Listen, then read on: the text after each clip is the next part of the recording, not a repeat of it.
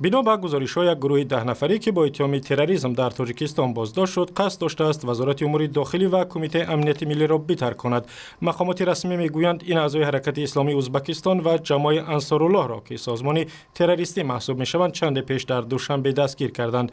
Як манбаъ аз мақомоти интизомӣ ба радиои Озодӣ гуфт, ин гурӯҳи террористӣ қасд дошт дар ҳудуди пойтахт ва атрофи он амалҳои террористӣ анҷом бидиҳад.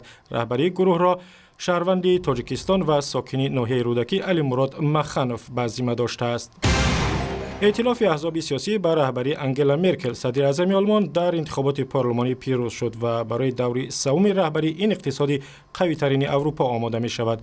بر اساس نتیجه رسمی و کامل حزب محافظه‌کار مسیحیان دموکرات و حزب مسیحیان سوسیالیست روز یکشنبه 41.5% رای مردم را به دست آوردند، اما یک شریک دیگری انگلا مرکل در حکومت ائتلافی حزب دموکرات‌های آزاد آلمان کمتر از 5% رای مردم را به دست آورد و نتوانست به پارلمان وارد شود. در پایتخت کنیا شهر نیروبی زد و خورد ماموران امنیتی با تندروان اسلامی از ساملی در داخل یک فروشگاه بزرگ همچنان ادامه دارد. 2 روز پیش از این 13 جانی سازمان الشباب با حمله به این فروشگاه دست کم 68 نفر را کشتند. ماموران امنیتی کنیا روز یکشنبه گفتند که اکثریت گروگانان را از دست 13 جان رها کردند، ولی نگفتند که چقدر آزاد شده است و چند نفر هنوز در اسارت ماندند.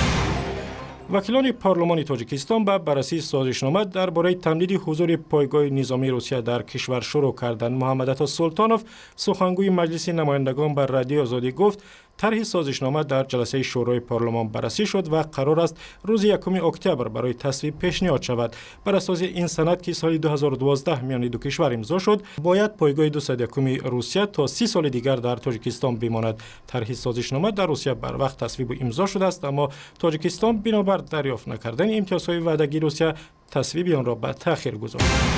و در شهر سوچی روسیه روز یکشنبه نمایشگاه نعمت‌های طبیعی تاجیکستان باز شد که برای دیدن آن هزاران نفر از ساکنان و مهمانان شهر جمع آمدند. در نمایشگاه عمدتاً فرآورده‌های کشاورزی تاجیکستان که در روسیه شهرتی زیاد دارند به فروش گذاشته شدند. سفارت تاجیکستان در روسیه میگوید 540 تن و 60 نوع محصولات کشاورزی را مخصوص از تاجیکستان به سوچی آوردند.